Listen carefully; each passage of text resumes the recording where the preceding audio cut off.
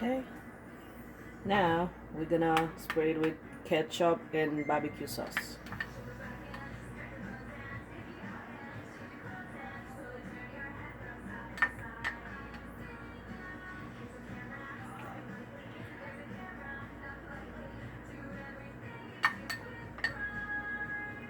And just a little bit. I don't like it that much with the ketchup and barbecue sauce.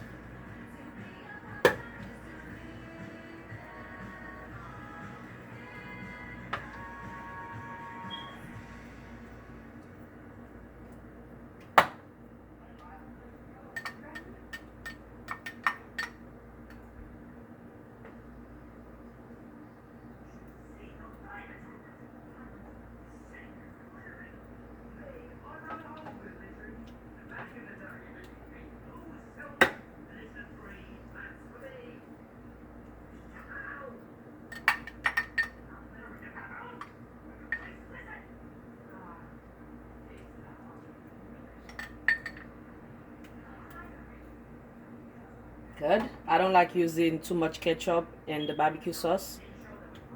And then I'm just gonna add a little bit of water just to keep it moist.